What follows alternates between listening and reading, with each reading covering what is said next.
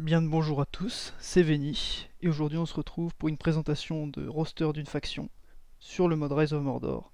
Et aujourd'hui je vais vous parler d'une faction de Dunedain, je parle bien sûr du Gondor.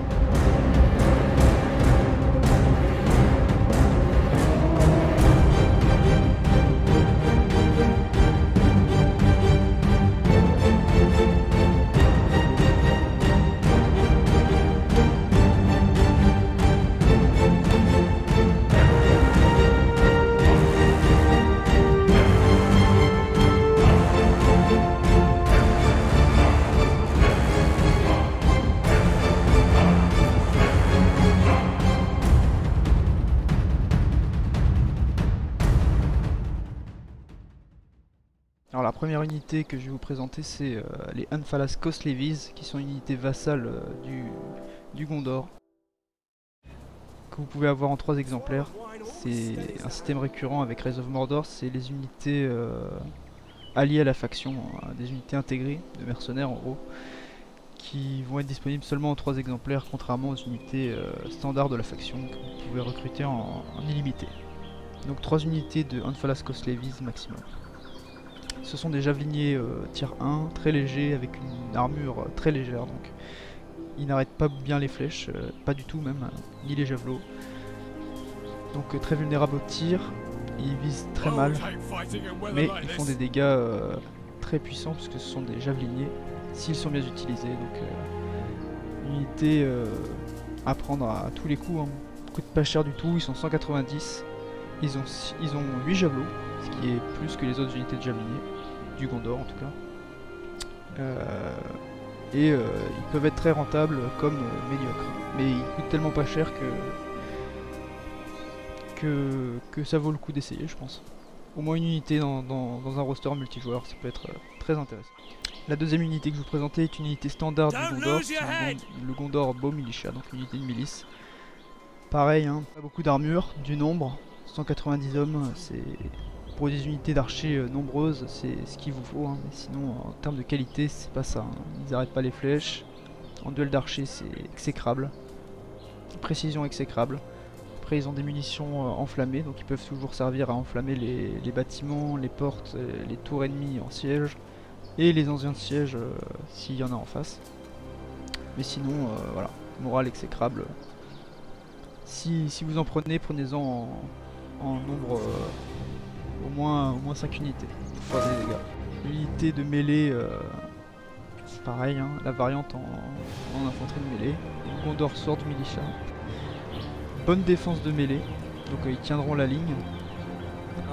Ils ont une attaque exécrable, ils utilisent des épées, ce qui n'est pas la meilleure unité, la meilleure arme, surtout pour casser les armures. Donc, ils font très peu de dégâts aux unités qui ont des armures. Et ils n'arrêtent pas les flèches, hein, comme la variante, comme les archers. Hein. Ils ont une armure, c'est que de la côte de maille. Mais ils sont 190 et ils coûtent pas cher, donc en tier 1 ça peut être une bonne option. Les Hillmen of Lamedon. Donc une unité tier 1 alliée vassale, vous pouvez avoir en 3 exemplaires. Cette fois, ces unités utilisent des haches, donc ils seront un peu plus efficaces contre les unités avec des armures. Ils ont une bonne défense de mêlée, comme les unités de Sword Militia, mais du coup avec un bonus contre les armes. La variante, on passe au lancier, la variante lancier, hein, Gondor Spear Militia, qui ne peut pas faire de mur de lance non plus. 190 toujours, excellente mêlée défense, donc ils tiendront la ligne. Contre la cavalerie ça peut être utile. Après, pas de mur de bouclier, ça veut dire qu'il peut se faire charger frontalement. Et toujours aucune résistance aux flèches. On passe au tier 2 avec une unité très intéressante, les Pelargir Marines, donc une unité alliée vassale du Gondor. On peut avoir en 3 exemplaires. Bonne mêlée, bonne défense de mêlée. Et c'est une unité du coup hybride entre javelinier et mêlée, on va dire. Ils ont 6 javelots, donc ça veut dire moins de javelots que les unités de milice. Mais ils ont la particularité de pouvoir tenir en mêlée. Ils font des murs de bouclier également. Ils peuvent arrêter les charges de cavalerie. Et ils ont une précision accrue. Une meilleure précision et ils arrêtent les flèches parce qu'ils ont des petites armures. Donc très bonne unité à utiliser sur les flancs pour une efficacité maximale au tir. Et une autre unité de vassal du comté du Blackwood Vale, donc les Blackwood Vale Archers. Vous pouvez avoir 3 unités de ces hommes qui sont des archers tier 2 du coup, qui ont une petite armure mais qui n'arrêtent pas les flèches. Ils ont une mauvaise précision et ils sont mauvais en mêlée. Mais ils sont un peu moins nombreux, ils sont 170. Ils sont un peu meilleurs que les archers de milice, mais c'est toujours pas des archers extraordinaires. Après, en tier 2, ce qu'on recherche, ça va être des unités qui coûtent pas cher et qui puissent toucher l'ennemi. Donc ça reste une option. À vous de voir. Soit vous prenez beaucoup d'unités tier 1, soit quelques unités tier 2, mais qui seront un peu plus efficaces. On passe aux unités de mêlée avec les Ringlow Vale Men at Arms, qui sont toujours une unité vassale. Hein. Vous pouvez avoir donc en 3 exemplaires. 3 unités de ces hommes. Très bonne mêlée défense. Ils peuvent faire un bouclier. Une attaque de mêlée moyenne. C'est une unité très basique, j'ai envie de dire, à utiliser si vous voulez économiser de l'argent, mais je vous conseille d'utiliser plutôt des unités plus lourdes, puisqu'ils ont encore une fois une armure très légère qui n'arrête pas les flèches, qui vont souffrir du tir. Alors voilà, la seule unité de choc du roster du Gondor, c'est les Warlords of Lozarnak.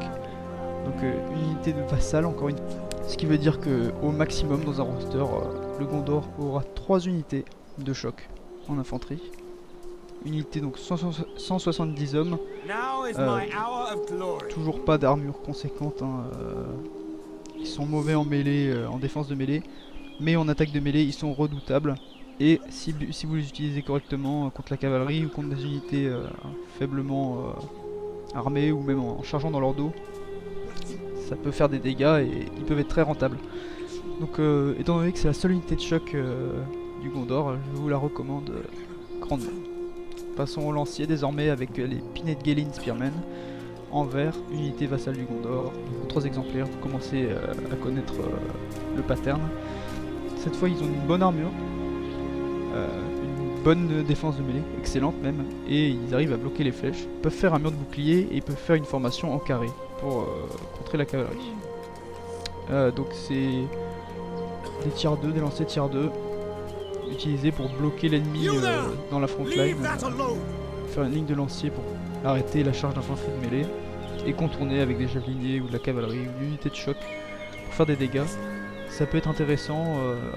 Après en multijoueur, les joueurs ont tendance à prendre des unités de mêlée plutôt que des unités de lancier pour faire ce job. Tout le monde peut faire des murs de bouclier. Mais à voir, c'est un choix intéressant. Il permettra de sauver de l'argent.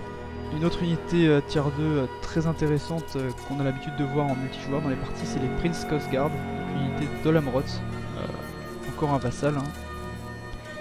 Je ne vous répète pas qu'il faut 3 unités, il faut en avoir 3 unités maximum.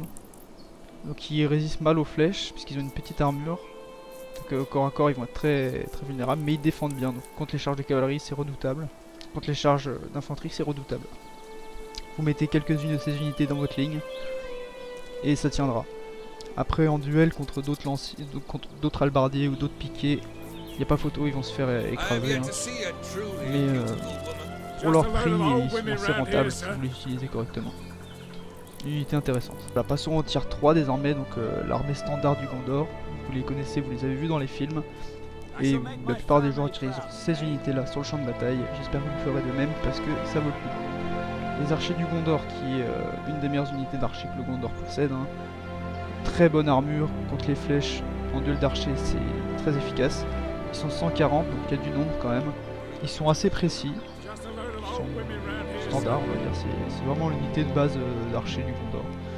Et ils sont mauvais en défense. Mais le fait qu'ils aient une bonne armure peut leur permettre d'aller engager une unité de cavalerie au corps à corps s'ils ont plus de munitions. Ou même de soutenir votre ligne après avoir utilisé leurs munitions. Donc voilà, cette unité là, en archer, en duel d'archer, je vous la recommande, c'est la meilleure unité du Gondor en duel d'archer. Donc unité de mêlée basique du Gondor, les Gondor Sword Infantry, qui sont la meilleure unité de mêlée que le Gondor possède, et pourtant c'est une des pires unités de mêlée de tier 3, qui sont pas rentables je trouve, mais bon, étant donné que c'est la meilleure que vous avez pas trop le choix. Disons que les nains vont vous éclater parce qu'ils ont des bonnes haches qui percent les armures. Les Lokerim, donc les Easterlings, vont vous éclater également parce qu'ils utilisent des masses. Les elfes ont une attaque accrue au corps à corps, plus d'attaques de mêlée, donc ils vont vous avoir également. Il n'y a pas beaucoup d'unités qui peuvent résister, peut-être contre les orques à la limite. Contre des unités du mal des orques. Contre les Urukai, il n'y a pas photo, vous allez vous faire écraser également. Mais ils ont une bonne armure, donc ils résistent bien aux flèches, ils font des murs de bouclier. Et c'est à peu près tout ce qu'ils font de bien, hein. Ils résistent bien aux flèches quoi. En mur de bouclier, ils défendront la ligne, et en attaque, ils seront écrasés. En général, c'est ça. Donc une unité importante à avoir, même si elle n'est pas excellente, et on a tendance à les surestimer. Les lanciers et la variante lancier qui est présente également dans les films, donc les Gondor Spear Infantry. Donc très bonne résistance aux flèches, toujours la même armure, hein, bonne armure. Ils peuvent faire le carré et le mur de bouclier, ce qui va vous permettre de tenir la ligne, puisqu'ils ont du coup une excellente défense de mêlée. Donc ils tiendront quoi qu'il arrive la ligne contre l'infanterie ennemie. Une unité qu'on voit pas souvent sur le champ de bataille, mais qui pourtant est plus utile pour tenir la ligne que les Gondor Sword Infantry. Voilà la cavalerie standard du Gondor, donc la Gondor cavalerie tier 3. Très bonne armure toujours, bonne mêlée défense et bonne mêlée attaque, ce qui vous permet de style cavalerie de spear cavalerie, une cavalerie de lancier, bouclier, et qui n'utilise pas d'épée. Ce qui veut dire que vous allez gagner les engagements de cavalerie contre les autres cavaleries. C'est une cavalerie anti-cavalerie en gros. Très bonne cavalerie à utiliser au maximum. Vous pouvez en prendre autant que vous voulez. 4 unités c'est très bien dans une compo. Très bonne unité, je recommande grandement. Passons à l'élite, le tier 4, la crème de la crème. Donc là vous avez les lanciers Citadel Guard. Que vous pouvez avoir en 3 exemplaires. Toutes les unités tier 4 c'est en 3 exemplaires maximum. Donc 110 hommes. C'est une unité avec des gros boucliers, des grosses armures, une unité très défensive qui peuvent encourager les unités à côté, faire des carrés et des murs de bouclier. Une unité très défensive. Pour un général c'est bien, ça évitera qu'il se fasse shooter par les unités ennemies, par les archers. Surtout un général d'infanterie qui survit au corps à corps longtemps sans faire des dégâts, mais qui peut mettre des ralliements et des cris de guerre, c'est très bien. Ensuite vous avez les Fontaine Guards, qui est une unité de piquier cette fois-ci, pas de hallebardier, des piquiers. Que dire, une bonne armure. Et contre la cavalerie c'est redoutable, dans votre ligne c'est redoutable. Attention par contre les piquets c'est assez compliqué à utiliser dans le jeu. Ils ont la possibilité d'encourager également. C'est une bonne unité mais à utiliser avec parcimonie on va dire. Unité de Swan Knights. Donc les cavaliers et chevaliers du cygne de Imrail, de la Brotte, unité vassale. Vous pouvez en avoir en 3 exemplaires. C'est la cavalerie la plus lourde que vous pouvez avoir avec le Gondor. C'est votre meilleure cavalerie également. Quoique je pense que la cavalerie de mêlée est meilleure. Au corps à corps en tout cas. À la charge, il n'y a pas photo. Hein. Celle-ci sera bien meilleure. Alors là c'est mon général, c'est pour ça qu'il y a un cri de guerre, sinon ils n'ont pas de cri de guerre. Hein. Ils ont juste le ralliement et la formation en pointe.